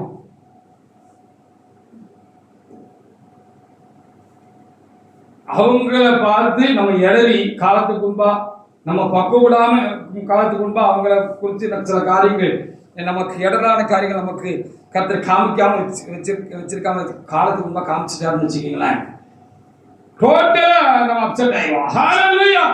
டோட்டலா நம்ம மோசமாயிடும், நம்ம தடுமாறிடுவோம். ஆண்டவரே விட்டுருவோம், ஒருவேளை திருச்சபையை விட்டுருப்போம், ஒரே வழங்குதா தேவனே விட்டு போயிருப்போம். ஹல்லேலூயா. நம்மள மனுஷங்க எப்படி இருக்காங்களா, அப்போ எப்படி அப்படின்னு மொத்தமா டோட்டலா நம்ம அப்செட் ஆகி விடக்கூடாதெல்லாம் விட்டுருப்போம். ஹல்லேலூயா. திருச்சபை லோகத்துல நடந்த சில சம்பவங்கள்னால இடறி போனவங்க எத்தனையோ பேர் இருக்கிறார்கள், குழம்பி போனவர்கள் எத்தனையோ பேர் இருக்கிறார்கள், அங்கிட்டும் இங்கிட்டும் திசை மாறி போனவங்க எத்தனையோ பேர் இருக்கிறார்கள். ஹல்லேலூயா. ஆனா அதற்கு முன்பாகவே கர்த்தர் திருச்சபைனா என்ன, தலைமைனா யாரு, அடுத்தடுத்த காரியங்கள் என்ன அப்படிங்கிறதெல்லாம் அனுபவத்தினாலும் ஆவியினாலும் காலங்களிலே சரியா அதை பகுத்து பார்ப்பதற்கு தேவனாய் கர்த்தர் என்ன செய்து விட்டார், என் போன்றவர்களுக்கு கர்த்தர் உதவி செய்தார். ஏனென்றால் நாங்கள் எல்லா காலங்களிலும் தேவனுக்கு மாத்திரமல்ல பரிசுத்தவான்களுக்கும் சபைக்கும் எல்லாவற்றுக்கும் நாங்கள் உண்மையுள்ளவர்களாக இருக்க கர்த்தர் எங்களுக்கு கிருபை செய்திருக்கிறார். அதற்காக நாங்கள் தேவனுக்கு கடனாளிகளாக இருக்கிறோம். ஹல்லேலூயா. எல்லா காலத்திலும் 2 ஆக்டெல்லாம் நம்மகிட்ட கிடையாது, ஆக்டே கிடையாது, ஆக்டே கிடையாது, நடிப்பே நம்மகிட்ட கிடையாது. ஹல்லேலூயா. அதுல வீட்டில் இருக்கவங்களுக்கு நம்ம பத்தி தெரியும், நெருங்கி போலாம். அப்படி இருந்ததுனால அந்த கால சம்பவங்கள் சில காரியங்கள் நடந்த பொழுது எனக்கு எந்த ஒரு தடுமாற்றமும் இல்லை. ஹல்லேலூயா. இறைவன் எப்படிப்பட்டவர், சபை இறைவனுடையது, இது சரியான போதனை, இது சரியான சத்தியம். இந்த சத்தியத்தின்படி நம்ம நடந்தோம்னா கண்டிப்பாக நாம் மோட்சம் போய் சேர்வோம். ஹல்லேலூயா. இது நம்மை பரிசுத்தப்படுத்தும், இது பூர்ணப்படுத்தும், இது நம்மை பக்குவப்படுத்தும், இதை நம்மை மறுவப்படுத்தும் என்பது எல்லாம் நல்ல கர்த்தருடைய துணையோடு விட நல்ல சரியா புரிஞ்சு வைக்க முடியாத கர்த்தர் செஞ்சிருந்தாரு. அடுத்த சம்பவம் நடந்த பொழுது எந்த அசைவும் எனக்குள்ள இல்லை. ஹalleluya. திருச்செங்கோட்டில் நடந்த அந்த சம்பவங்கள்னால என் மனம் அசையவே இல்லை. ஹalleluya. எல்லாம் ஐயா போயிட்டாங்க. சபை இறைவனுடையது. சத்தியம் சத்தியம் சத்தியம் சத்தியம் எல்லாம் ரைட்டு. ஐயா போயிட்டாங்க. எதிர்பார்த்தபடி இல்லாமல் போய்விட்டார்கள் என்று வைத்துக் கொள்வோம். எந்த சின்ன அசைவும் எனக்கு உண்டாகவில்லை. ஹalleluya. விளக்குதா? இறைவன் உயிரோடு தான் இருக்கிறார். சபை தான் சத்தியம் சரிதான். அப்ப இதை நம்ம இந்த தடுமாட்டமான காலத்துல தடுமாறபடி இதை இறுக்கமா நம்ம பிடிச்சுக்கணும். அப்படி இருக்கிற அந்த தெளிவு அறிவு அதுக்கு முன்னே கத்தர் எனக்குள்ள அனுபவத்தால மாவிலும் கத்தர் தாமே என்ன செய்துவிட்டார், கொடுத்து வைத்திருந்தார். ஹalleluya.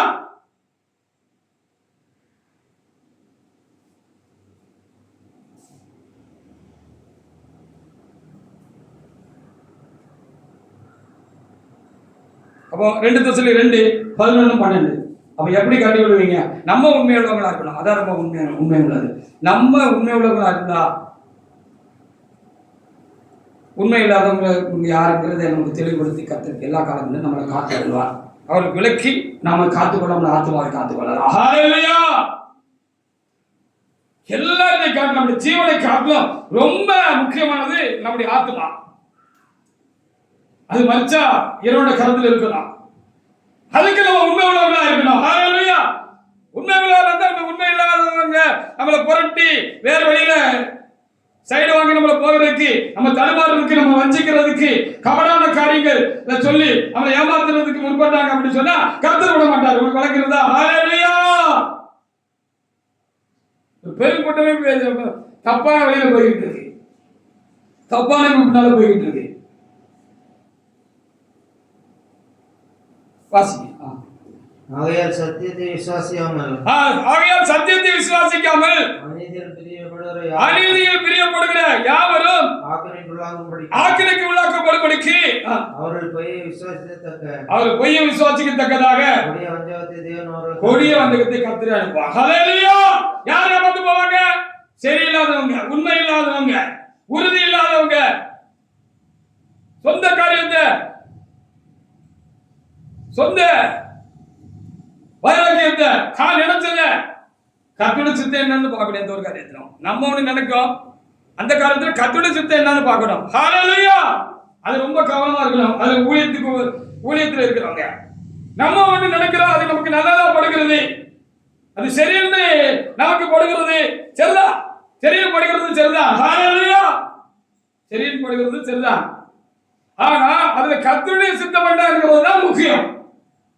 எனக்கு சரின்னு படுகிறது, நல்லது என்று படுகிறது, இது மக்களுக்கு பிரயோஜனமா இருக்கும் என்று எண்ணுகிறது ஒருவேளை கர்த்தருடைய சித்தமாக இல்லாத இருக்கும் என்று சொன்னா அது பெரிய தப்பாகிவிடும். சரிதானா?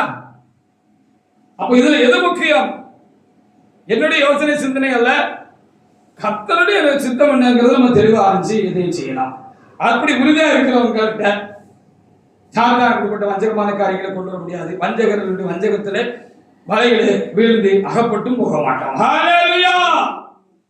இதெல்லாம் போய் சிலர் சொல்லிக்கிட்டு இருக்கிறாங்க. நிறைய பேர் இப்போ சாத்தான் ஆளை அனுப்பிக்கிட்டே இருக்கா. சாத்தான் தான் அனுப்புறான். நான் தெரிஞ்சுதான் ஏத்து நின்னேன். அவங்க செய்யறது அநியாயம், அக்கிரமம், தேவனுக்கு அடாத காரியம், கர்த்தருடைய சபையை நாமத்தை அசிங்கப்படுத்துகிற காரியம், தேவ நாமத்தை தூசிக்கிற காரியம், இது அருவருப்பான காரியம், இது கர்த்தருடைய காரியம் அல்ல, இது சாத்தானுடைய வேலை என்று திட்டமாக ஆவியில கர்த்தர் எனக்குள்ள காண்பித்தபடினால்தான் எதிர்த்து நின்றேன். ஹalleluya. அப்படிப்பட்ட ஒரு குருவாக நான் ஒன்னும் தெளிவா இல்லாம இல்ல, குழப்பவாதி இல்ல, பல்ட்டி அடிச்சுக்கிட்டே இருக்கிறதுக்கு பல்ட்டி குமார் இல்ல. பல்ட்டி அடிச்சுட்டு இருக்கிறதுக்கு பல்ட்டி குமாரா? இப்ப நிறைய பேர் பல்ட்டி அடிச்சுட்டு இருக்காங்க. நான் யாரையும் குறிப்பா சொல்ல, சபைக்குள்ளாதான் நடந்துகிட்டு இருக்கேன். 1 2 ஆச்சு, 1ல கொஞ்சம் பேரு, 2ல கொஞ்சம் பேரு, அப்புறம் 2 3 ஆச்சு, ரெண்டுல இருந்தவங்க 3ல கொஞ்சம் பேர் போனாங்க, கொஞ்சம் பேர் 2ல இருந்தவங்க சரியில்லைன்னு சொன்னேன், ஒண்ணுக்கு வந்தாங்க. அதானே தெரியல, ஒண்ணுக்குள்ள வந்தாங்க. நான் தெளிவாகத்தான் வந்திருக்கிறேன். திட்டமாக திடமாக சொல்ல வேண்டியது சொல்லிவிட்டு தான் வந்திருக்கிறேன். சிலர் நினைச்சிட்டு இருக்கிறாங்க, சிலருக்கு ஒரு நப்பாச, என்ன நப்பாச, இவங்க பல்ட்டி அடிச்சாங்கன்னு சொல்லி நானும் பல்ட்டி அடிப்பேன்னு நினைச்சு எனக்காக ஜெபம் பண்றாங்களா? தேவ சமூகத்துல இருந்து தேவ சித்தம் தெரியாதபடி ஜெபம் பண்ணுகிறீர்களே, சரிதானா? நீங்களே தேவ சித்தத்துக்கு விரோதமாக நீங்கள் நேற்று வரைக்கும் கை நீட்டி குற்றம் சொல்ல ஒரு இடத்துல போய் மண்டிட்டு இருக்கிறீர்கள். நானும் போய் மண்டிடணுமா? அவங்க கூட போய் சேரணுமா? இவங்க எனக்காக ஜெபம் பண்றாங்களா? என்னையா இது? கர்த்தரின் இடத்துல என்னோட கூட தெளிவாக இருக்கிறார். ஹல்லேலூயா!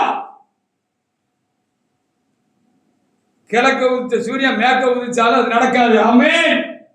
ஏனென்றால் இவர்கள் கர்த்தருக்கு விரோதிகளாய் போய்விட்டார்கள் என்று திட்டமா இருந்தபடினால்தான் நான் எதிர்த்து கேட்கக்கூடிய கர்த்தர் எனக்குள்ளே அப்படி ஒரு செயலை உண்டு பண்ணினார். கர்த்தருடைய செயல். ஹல்லேலூயா! ஒரு நாளும் அது திரும்ப மாட்டேன். பாத்தீங்களா? இப்ப நீங்கள் உண்மை உள்ளவங்களா இருந்தீங்கன்னா எதை கட்டு அஞ்சு திரும்ப மாட்டீங்க. சாத்தான் இருக்கும், மனுஷன் இருக்கும், சூழ்நிலை இருக்கும், எது இருக்கிறாலும் நம்ம அப்படிப்பட்டவங்க கிட்ட போய் கையில போய் சிக்கி கொள்ள மாட்டோம். சிலர் சிக்கி இருக்கிறார்கள், அதனால் வேதனைகள் உண்டாயிருக்கிறது. சொன்னாலும் இப்போதைக்கு அவர்களுக்கு விளங்காது. சாத்தா கண்ணை மயக்க வச்சிருக்கிறான், மயக்கத்தில் இருக்கிறாங்க. அவங்கள மயக்கம் தெரிய நான் இப்பொழுது ஜெபித்துக் கொண்டிருக்கிறேன். ஹல்லேலூயா! என்ன பார்த்தா கொஞ்சம் சிலருக்கு சில வேலைகளில் கொஞ்சம் கடினமான ஆள் மாதிரி தெரியும். நான் கடினமான ஆள் இல்லை, ஆனா உறுதி கண்டிப்பு உள்ளவனா இருக்கிறேன். அதே நேரத்தில் நான் இரக்கம் உள்ளவனாக இருக்கிறேன். தேவனை போல நான் அந்தரங்க வேண்டுதல் செய்கிறவனாக இருக்கிறேன். ஹல்லேலூயா! அப்போ யார் ஏமாத்து போவாங்க? உண்மை இல்லாதவங்க ஏமாத்து போவீங்க. உண்மை உள்ளவங்க நீங்க ஏமாற மாட்டீங்க. அதான் இன்றைக்கு செய்தியினுடைய கடைசி காரியங்கள். 1 ராஜாக்கள் 22 7 முதல் சில வசனங்களை வாசிங்க. நம்ம ஏற்கனவே பார்த்தோம் அல்லவா? சிதேக்கியால ஒரு கள்ள ஊழியக்காரன் இருந்தா, தீர்க்கதரிசி இருந்தா, மிகாவேல் ஒரு நல்ல தீர்க்கதரிசி இருந்தா. இந்த சிதேக்கியாவை சேர்ந்த இந்த நூற்றுக்கணக்கான தீர்க்கதரிசிகள் ராஜாவை பிரியப்படுத்தும்படியாக ராஜாட்ட ஏதாவது கைவிட்டு வாங்கலாம், பணம் பொருள் வாங்கலாம், நல்ல அப்படியாக நினைச்சுக்கலாம், பக்கத்துல ஒரு பதவி வாங்கலாம்னு சொல்லி கர்த்தர் சொல்லாது சொன்ன பொழுது இவங்க எல்லாம் சரியான ஊழியக்காரங்க இல்லைன்னு சொல்லி ஆகாப்புக்கு வழங்கல. அவன் கள்ள ஊழியக்கு ராஜாவா இருந்திருக்கா. கர்த்தரோடு கூட ஐக்கிய சிநேகம் இல்லை. பாகாலையும் மற்ற காரியங்களையும் வணங்குறவனாகவும் பொண்டாட்டி பேச்சை கேட்கறவனா இருக்கிறான். பொண்டாட்டி பேச்சை கேட்கலாம், பொண்டாட்டி நல்லது சொன்னா கேட்கலாம். இப்ப நான் தப்பா சொல்லல. பொண்டாட்டி சொல்றது நல்லது சொல்றாரா, அது கர்த்தருடைய காரியமா அப்படிங்கிறத நம்ம கொஞ்சம் கேட்டு நிதானிச்சு, அது கர்த்தருடைய காரியம் நல்லதுன்னா கேட்கலாம். எல்லாத்தையும் கேட்காதீங்க. ஹல்லேலூயா! எல்லாத்தையும் கேட்காதீங்க. பொதுவா பெண்கள் பலவீனமான பாண்டம், குறை சொல்லவில்லை. வாசிங்க. ஆனா யோசபாத்தின் ஒரு உண்மை உள்ள கர்த்தருக்கு பயந்து வைக்கிற ஒரு தேவனுடைய ராஜாவாக இருந்தாரு. அவரு இதெல்லாம் பார்த்து இந்த ஆட்களை எல்லாம் பார்த்து சிதைக்கியா மாதிரி ஆட்களை எல்லாம் பார்த்து சொல்லுகிற பொழுது அவருக்கு ஆர்வலை தெரிஞ்சிச்சு, மனசுல தெரிஞ்சு இவங்க கர்த்தருடைய ஊழியக்காரங்க இல்லை, கர்த்தருடைய நாமத்தினால இவங்க தீர்க்க தரிசனம் சொல்லுதாங்க, இது கர்த்தருடைய நாமத்தினால சொல்லாது, இது கர்த்தர் சொல்லல, இவங்க கர்த்தருடைய ஊழியக்காரங்க இல்லைன்னு அவருக்கு தெரிஞ்சுட்டு சொல்லப்பட்டிருக்கிறது. ஹல்லேலூயா! நீங்க தெளிவா இருந்தீர்களானால், உறுதியா இருந்தீர்களானால், விசேஷமா உண்மை உள்ளவர்களா இருந்தீங்கன்னு சொன்னா இவங்க கிட்ட போய் நீங்க அகப்பட்டுக் கொள்ள மாட்டீங்க. இவங்களுடைய சேரத்தில் நீதி புஸ்தகத்தில் செய்யப்பட்டிருக்கிறது. அதானா 1 ராஜாக்கள் 22 தப்பா சொல்லிட்டேனா? பின்பு யோசபாத் என்ன எழுதிருக்க வாசிங்க. வாசிங்க. எடுத்துட்டீங்களா? எடுத்தாச்சு. வாசி. பின்பு யோசபாத் ஐயோ விசாரித்து கர்த்தரிடத்தில் விசாரித்து அறிகிறதுக்கு நம்ம இந்த யுத்தத்துக்கு போலாமா போக கூடாதா, லபிக்காதா, நாம யுத்தத்துல நம்ம ஜெயிப்போமா இல்லது எதிரியோட கையில சிக்கிக் கொள்வோமா என்று திட்டமாக அறிந்து சொல்வதற்கு இந்த ஊழியக்காரர் தவிர வேற ஒருத்தரும் வாசி. அப்போ அந்த இஸ்ரவேல் ராஜா உண்மை இல்லாதவனா இருந்ததுனால அவனுக்கு பொய் போதகம் பண்றதுக்கு ஆண்டவரே பொய்யின் ஆவிய அப்படிப்பட்ட தீர்க்கதரிசிகளை அனுப்பினாரு. அவரு ரொம்ப சந்தோஷமா இருந்திருக்காரு. இவருக்கு இவங்க எல்லாம் கர்த்தர் நாமத்தினால பொய் சொல்றாங்கன்னு தெரிஞ்சிருக்கு. எப்படி தெரிஞ்சிச்சு? ஹல்லேலூயா! எப்படி தெரிஞ்சிச்சு? தெரியணும்.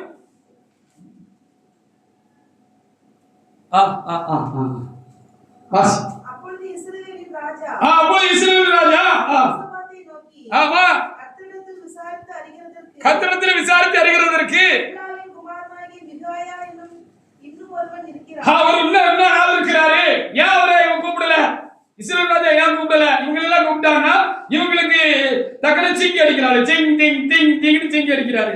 என்னைய ஒரு ஆள் சிங் டிங் டிங் சிங்கி அடிக்கிறாருன்னு நினைச்சாரு. அது சிங் சிங்னு ஒரு நாள் சிங்கி அடிக்க மாட்டேன். ஆண்டவர் என்ன சொல்றாரோ அவன் இப்படி சிங்கி அடிப்பேன். அடிக்கிற சிங்கி ஆண்டவர் சொல்லபடி அடிப்பேன். ஆண்டவருக்கு சிங்கி அடிப்பேன் ஒழிய மனுஷனுக்கு ஒரு காலமும் சிங்கி அடிக்க மாட்டேன். அவனை பகைக்கிறேன். ஆமா ஆமா இவரு ராஜாவுக்கு தக்கன இந்த மிக ஊழியக்காரர் ஏற்கனவே பார்த்தோம்ல ஆரம்பத்துல, இவரு அந்த இஸ்ரவேல் ராஜாவுக்கு தக்கன டிங் டிங் டிங் டிங்னு ராகமா அடிக்க மாட்டாரு. ஹல்லேலூயா! இவரு டிங் டிங் டிங் டிங் டிங் டிங் டிங்னு அடிச்சுவாரு. அதான் அவர் சொன்னாருன்னா படபடன்னு சொல்லிட்டு போயிடுவாரு. அப்படிதான் சொல்றாங்க ஏற்கனவே பார்த்தா. இதனாலதான் இந்த உண்மை இல்லாத இந்த இஸ்ரவேல் ராஜா இவரை விலக்கி வச்சுட்டு மற்றவங்க எல்லாம் கூப்பிட்டு கேட்டாரு. ஆனா உண்மை உள்ள இந்த யோசாபாத்துக்கு கர்த்தர் அதை உணர்த்திட்டாரு. அவனை கூப்பிடியான்னு சொன்னாரு. என்ன சொன்னாரு? அப்படியல்ல ராஜாவே அப்படி சொல்லாதீங்க ராஜாவே.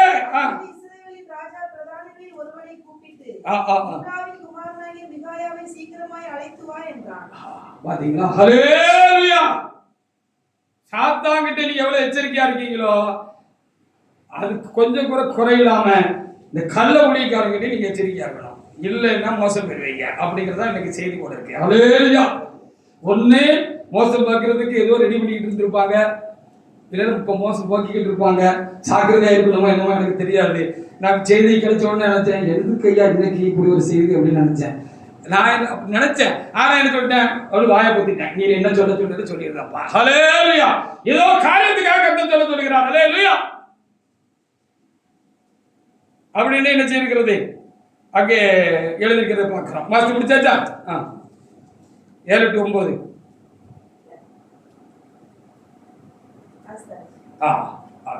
பாத்தீங்களா? நம்ம உண்மை உள்ளவர்களா இருந்தோம்னா எந்த ஒரு காரியத்திலும் கர்த்தருடைய சித்தம் என்ன என்பதை கர்த்தர் நம்ம உண்மையா இருக்கணும். நம்முடைய சுய சுத்தம் தேவ சித்தத்தை அறிகிறதுக்கு தடையா இருக்கிறது. அது முன்னால போச்சு. நம்முடைய சொந்தமா நம்ம ஒரு காரியத்தை நம்ம நினைச்சபடி செய்யணும், விரும்புறபடி செய்யறோம் அப்படின்னு சொன்னா தேவ சித்தத்தை நம்ம அறிய முடியாமல் போயிடும். நம்ம தேவ சித்தத்துக்கு எந்த ஒரு காரியத்தில் ஒப்பு கொடுத்து ஆண்டவரே என்ன செய்ய சித்தமா இருக்கிறீர்கள் என்று கேட்டு என்ன செய்யணும்? எந்த ஒரு காரியத்தையும் ஒப்பு கொடுத்து செய்யணும். முக்கியமான காரியங்களுக்கு கத்திரத்திலிருந்து திட்டமான பதில் வருகிற வரைக்கும் நம்ம காத்திருக்கலாம். கள்ள மனிதர்கள் இருக்கிறார்கள். கள்ள போதர்கள், கள்ள ஊழியக்காரர்கள் மாத்திரமல்ல, கள்ள மனிதர்கள் இருப்பார்கள். நமக்கு சுத்தி குடும்பங்கள் எல்லாத்திலும் இருப்பார்கள். அவர்கள் கெட்டெழுந்து போனது மாத்திரமல்ல, நம்மளை கெட்டெழுத்து விடும்படியாக தேவ சித்தத்துக்கு மாறாக திருப்பி விடும்படியாக அவர்கள் கள்ளத்தனமான காரியங்களை சமயத்துல புகுத்தி நம்மளை குப்புற தள்ளி விட்டுருவாங்க. ரொம்ப கவனமாக நம்ம இருக்கணும். அப்போ தெளிவான ஆலோசனை உண்டாவதற்கு மொத்தத்தில் நம்ம உண்மை உள்ளவர்களா இருக்கணும். சங்கீதம் 32:8 என்ன சொல்லி இருக்கிறது பாருங்க. சங்கீதம் 32:8 என்ன சொல்லி இருக்கிறது? சங்கீதம் 32:8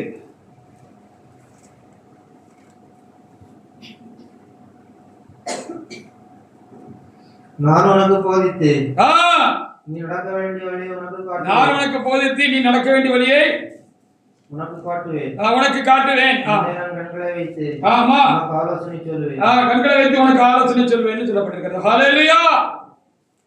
நம்ம எந்த வழியில நடக்கணும்ங்கறத கர்த்தர் உண்மையா இருந்தா நம்மள சரியான வழியில தான் நடத்துவாரு. தப்பான வழியில நம்ம நம்ம நம்ம டர்ன் பண்ணி விடுறதுக்கு சாத்தான மனுஷனா இந்த இப்படிப்பட்ட கள்ள ஊழியக்காரல கள்ள மனிதர்கள் இருக்கிறார்கள்.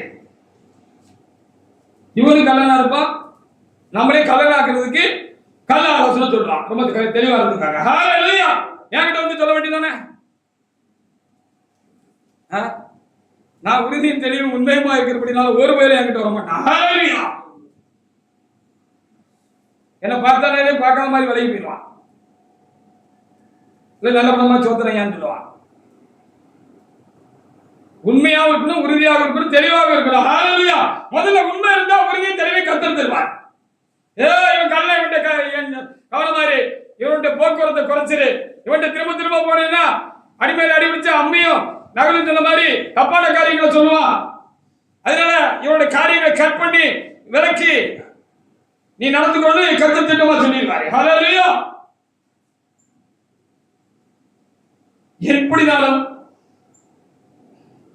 லேட்டா வாயில என்ன செய்யும், இவங்களுடைய மதிகேடு வெளியே இங்க கள்ள தீக்கரிச்சு கள்ள போவதற்கு கள்ள மனுஷங்க அப்படிங்கிறது காலத்துல விளங்கிடும். லேட்டா விளங்கும்.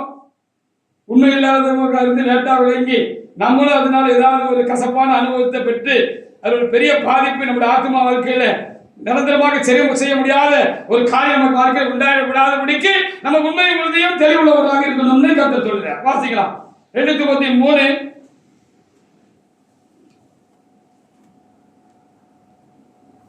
9 முதல் சில வசனங்களை வாசிக்கலாம்.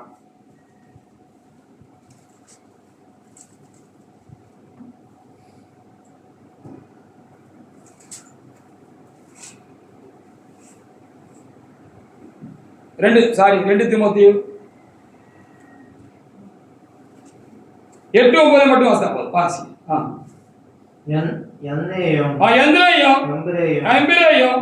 மோசேக்கு எதிர்த்து நின்றது போல இவர்கள் சத்தியத்துக்கு எதிர்த்து நிற்கிறார்கள். இவர்கள் திருப்பதி உள்ள மனுஷர்கள், விசுவாச விஷயத்தில் பரீட்சை இல்லாதவர்கள். ஆமா, ஆனால் இவர்கள் அதிகமாக பலப்படுவதில்லை. ஆமா, அவர்களுடைய மதிகேடு எல்லாருக்கும் வெளிப்பட்டது போல இவர்களுடைய மதிகேடு வெளிப்படும் சொல்லப்படுகிறது. லேட்டா தெரியும், காலத்துல தெரிஞ்சுக்கணும் ரொம்ப அவசியமா இருக்குது. லேட்டா தெரிஞ்சு இவங்கிட்ட போய் சிக்கிக்கிட்டு அதனால சில நஷ்ட கஷ்டங்களை அனுபவிச்சு ஆத்மா வாழ்க்கையில சில காயங்களை வடுக்களை உண்டாக்கிக்கிட்டு ஒரு நிரந்தரமான ஒரு வருத்தமான காரியம், அழிக்க முடியாத ஒரு காரியம், சரி பண்ண முடியாத ஒரு காரியம் நம்முடைய வாழ்க்கையில உண்டாகி, அந்த ஊழியங்கள்ல உண்டாகி பெரிய நஷ்டம் கஷ்டம் உண்டாகி ஒரு பெரிய என்ன சொல்லுகிறது, சரியாக சொல்லுகிறது என்று சொன்னால் சரி செய்ய முடியாத ஒரு இழப்பு உண்டாகி போகிறதுக்கு நீங்கள் இல்லாதபடிக்கு நீங்க முதல்ல உண்மை உள்ளவர்களாக இருந்து நீங்க தெளிவுள்ளவர்களாகவும் இருக்கணும் தான் கர்த்தர் இன்றைக்கு நமக்கு இப்படிப்பட்ட காரியங்களை சொல்லுகிறார். ஹல்லேலூயா.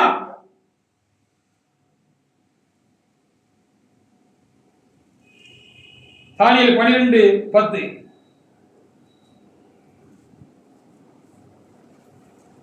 ஞானவான்கள் உணர்ந்து கொள்வார்கள். உண்மை உள்ளவங்க தான் ஞானவான்களா இருப்பார்கள், தேவனுடைய ஆவியினால் நிரப்பப்பட்டவர்களா இருப்பார்கள். அவர்கள் இது குற்றம், இது குற்றம் அல்ல, இது சரியில்லை என்பதை ஆவியில உணர்ந்திருப்பார்கள். ஆவியானவர்கள் அவர் உணர்த்தி நடத்திக்கப்படுவார்கள். தானியேல் 12:10 வாசிங்க. அநேகர் சுத்தமும் வெண்மையுமாக்கப்பட்டு புடமிடப்படுவார்கள், வழங்குவார்கள். துன்மார்க்கமாய் நடப்பார்கள். துன்மார்க்கர்கள் ஒருவன் உணரான். மற்றவங்களுக்கு வழங்காது, நமக்கு வழங்கணுங்கிற கணக்கத்தை செய்து கொடுக்கிறார். ஹல்லேலூயா. சங்கீதம் 91:12 வாசித்து முடிக்கலாம். அப்போ ஆண்டவரே எல்லா சூழ்நிலை சித்தத்துப்படி என்னை இந்த ஆவிக்குரிய வாழ்க்கையில, இந்த சபையின் வாழ்க்கையில, இந்த விசுவாச வாழ்க்கையில, இந்த ஊழிய பாதையில ஒரு சித்தப்படி என்னை நடத்தும். சித்த மாத்திரம் என்னுடைய ஊழியர்கள், என்னுடைய விசுவாச வாழ்க்கையில, சபையினுடைய வாழ்வில நடக்கணும் ஆண்டவரே என்று தன்னை முற்றிலும் ஒப்பு கொடுத்து கர்த்தருக்கு பயந்து அப்படி சத்தத்தை கேட்கிறதற்கு எப்பொழுதும் நம்முடைய இருதய காதுகளை தீட்சண்யமாக வைத்துக் கொண்டு பயபக்தியோடு தேவனுக்கு கீழ்ப்படிந்து அடங்கியிருந்து காத்து நடக்கிறோம் என்று சொன்னால் அவர்களுக்கு கர்த்தர் என்ன செய்வாரு? அவர் சித்தப்படி அவங்கதான் உண்மையுள்ளவங்க யாருன்னு இப்ப கடைசியா சொல்லிட்டேன். முதல்ல தேவ சித்தத்துக்கு ஒப்பு கொடுத்து எந்த ஒரு காரியத்திலும் அவருடைய காரியங்களுக்காக தாழ்மையோடு, பணியோடு, குனியோடு, மனத்தாழ்மையோடு தேவ சமூகத்தில் காத்து இருக்கிறவர்கள் உண்மை உள்ளவர்கள், கர்த்தருக்கு உண்மை உள்ளவர்கள். ஹல்லேலூயா. இருக்கிறோமா? இருக்கிறீர்களா? இருந்தீர்களா? இருப்பீர்களா? வாசித்து படிங்க. சங்கீதம் 91:12. என் சத்துருக்களை நேரிடுவது என் கண் காணும். அதான் நான் சங்கீதம் 91:12. அதான் உன் பாதம் கல்லில் இடாதபடிக்கு ஒரு பாவை கல்லில் இடாதபடிக்கு அவர்களுடைய தங்கள் கைகளை ஏந்தி கொண்டு போவார். அப்ப நம்ம இடறி தலை குந்திர விழுந்து பெரிய ஒரு சேதத்தை அடியையோ மரணத்தையோ நம்ம ஆத்துமா சந்தித்து விடாதபடிக்கு இப்படிப்பட்டவர்களை இப்படிப்பட்ட காரியங்களுக்கு கர்த்தர் என்ன செய்வார்? விலக்கி காத்துக் கொள்வார் என்று சொல்லி நாம் பார்க்கிறோம். கண்டிப்பாக கர்த்தர் எப்படியும் இவங்க ரொம்ப நாளைக்கு வண்டி ஓட்ட முடியாது என்பதுதான் மல்கியா 3:18 நமக்கு காண்பித்து ஒரு வெளிப்படுத்தலை கொடுத்து நாம் தெளிவுள்ளவர்களாக இருக்க வேண்டும் என்று நமக்கு ஆலோசனை கொடுத்ததற்காக என் ஆண்டவரை சொல்லிருக்கிறேன். கர்த்தர் இந்த வார்த்தைகளை ஆசீர்வதிப்பாராக. ஆமென்.